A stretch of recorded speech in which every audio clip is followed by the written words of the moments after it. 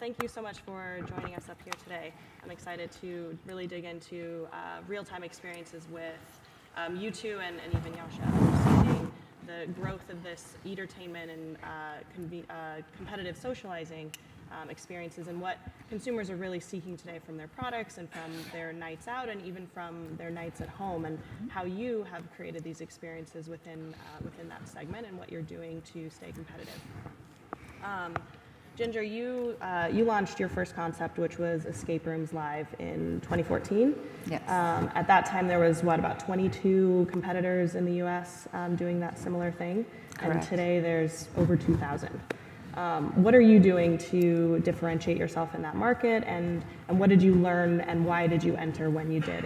Was it your success, do you feel like, is based on luck and timing, and how do you continue to maintain that?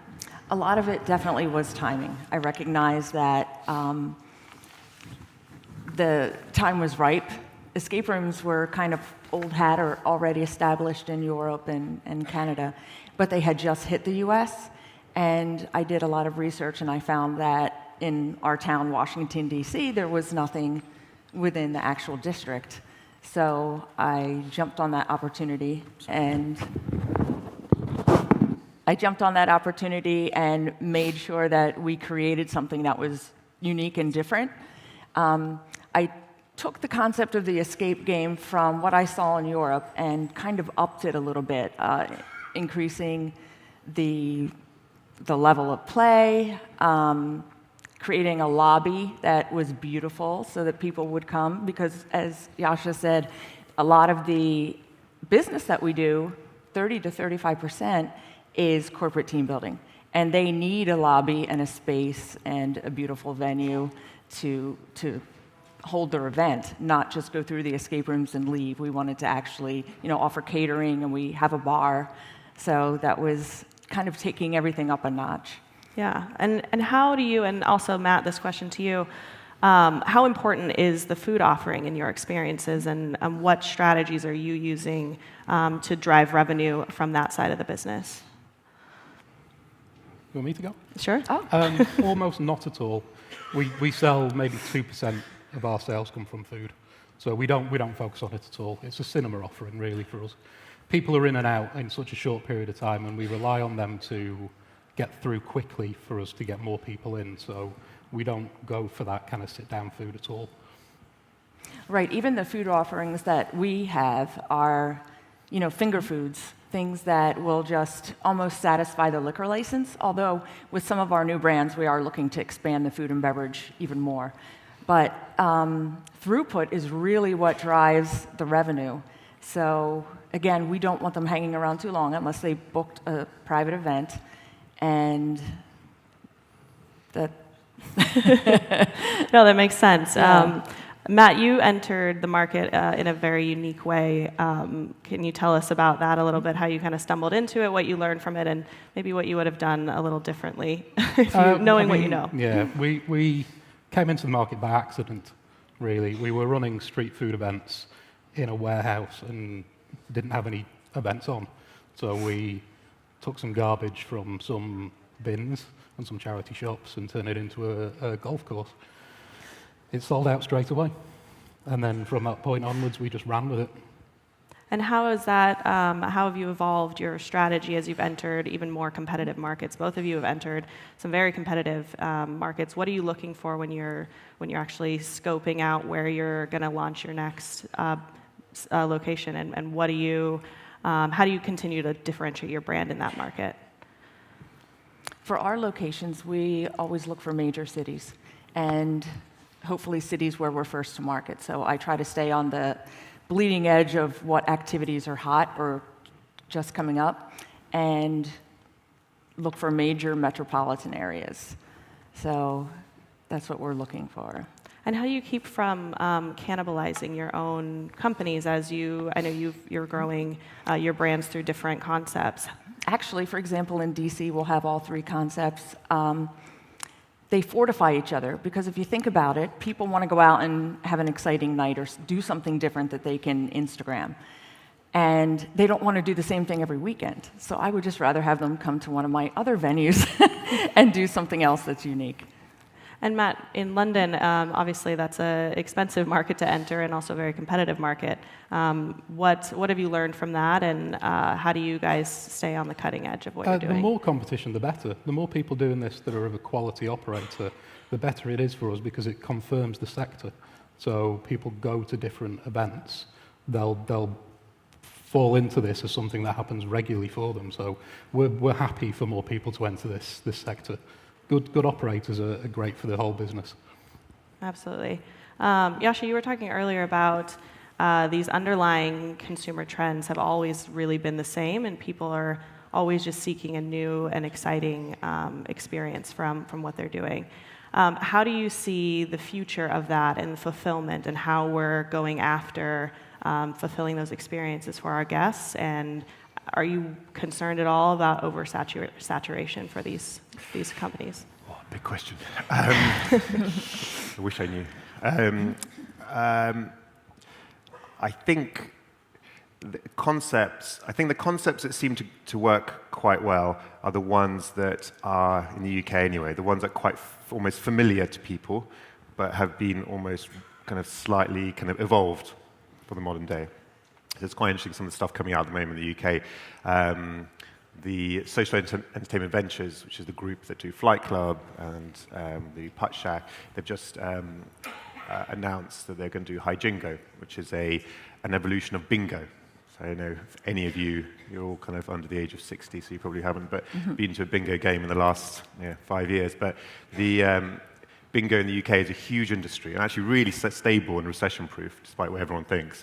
But it's associated with gambling, and it's like, it's a place where people like go smoke and drink. It's just kind of unhealthy.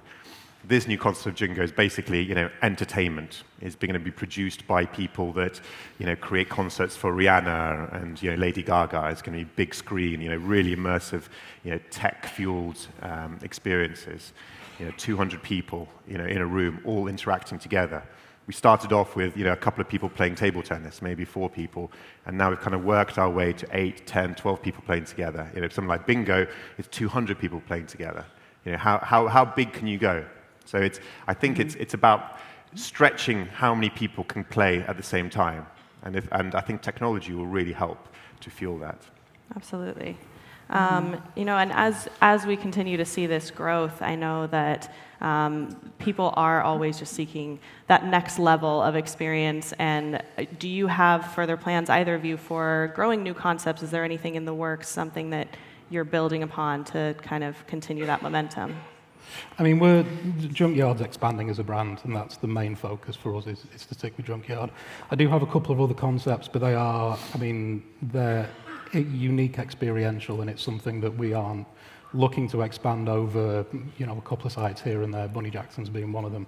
But they are, I don't think they quite fit in the same category as Junkyard, which is a real pure form of this competitive socializing, or whatever you want to call it. So yeah, that's our main focus, is to roll Junkyard out nationally first, and then maybe we'll look at internationally as well. Mm-hmm. For us, Throw Social is an indoor backyard game venue in a Palm Beach chic vibe, and it includes indoor curling, football, bowling, and a huge outdoor deck. So the food and beverage in that brand is going to be top-notch. So that's the type of activities that we're putting into these venues and that people are looking for, something unique and different. With the curling and the football bowling, it's not just your skee ball or pinball machines, although those are fun, and we'll probably have those also. But they're also modular and flexible in that they could be swapped out if they do become out of fashion, or if we find a certain activity is not being well received. It's easy to take something and switch it out. And who are you marketing to? Who is your primary guest segment? What are you going after? I would say the 25 to 45-year-old female is our main demographic, because they're the ones that are looking for something actively to do and are booking the experiences. We do about 80 to 90% of our reservations are online. And it's the female that's the architect of the experience that's always, planning and looking for something to do. I don't know if that's... So our experience is almost identical. Yes, yeah. What about children, families? Is that something that you see very often in your spaces? We don't. We welcome them, but we don't encourage it, is my standard party line about families and particularly children. You know, they're there, they're obviously welcome, but it's not something that we aim for at all. Right. And how do you keep your experiences fresh for your own employees? How do you retain? That's something that every operator in the restaurant industry thinks about. And obviously, you're operating these much larger operations where you have culinary staff and you have, your front of house, more gaming focused staff. Mm-hmm. What do you do to keep your employees happy? And also, what employees have become sort of the most instrumental as you've grown? The ones that interact with the actual guest, for example, our experts, when they are running a show or playing the games with the people, they're with a group of people the entire time, and we hire actors and comedians and people with incredible personalities that make it so much fun that they get big tips. So when you're making $80,000 a year as an expert, when you include your tips, it's they don't leave. They don't want to leave. So we get to retain some good people. And Matt, how about you? By keeping it fresh and keeping we have a brand manager that works closely with the staff to make sure they're engaged in the process and understand what it is we're trying to do. So it's about, it's always about the customer and the customer's journey, and it's focusing on that keeps people happy. Yeah. Yasha, you work across quite a few different segments. And how do you see trends working across all of those segments? And do you see them varying across the UK and the US? How do those kind of complement each other? And what are you learning from those markets? Yeah, it's. I think the concept, the word experiential is probably the word I hear most in meetings with our kind of partner brands and kind of marketing directors or e-commerce directors. That is the kind of the code word for new marketing plans. I think the reality of how that plays out is very different. But even we do quite a lot of investments in e-commerce. So we've got an investment in a brand called Bloom and Wild, which is a kind of a florist, kind of an online florist gifting brand. They're kind of trying to disrupt the kind of interflora domination, and even they want a physical space from which to represent their brand, a place where people come and experience them as a brand. Because actually, as an e-commerce player, you've just got a website, and it's just entrepreneurs. It's never enough. They've got a concept of their brand, and they want people to come and really experience it. So actually, the high street is is probably having even harder time of it than the casual dining sector in the UK at the moment.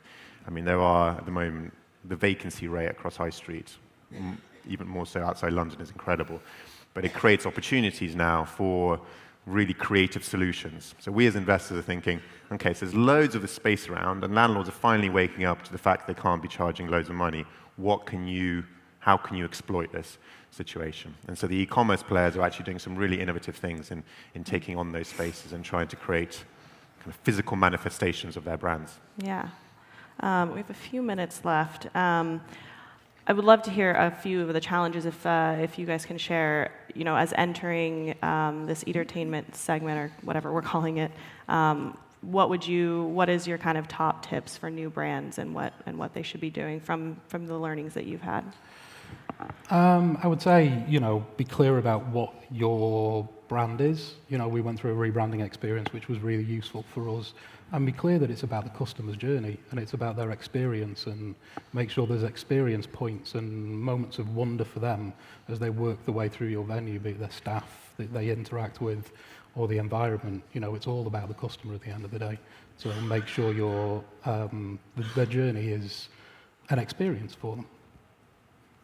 Definitely. I would also say make sure you do a lot of research on your competition and are well capitalized when you go in strong, and to go in at a space that's difficult to meet and maintain for just your casual person trying to enter the market. Yasha, anything to add on to that? So repeat the question.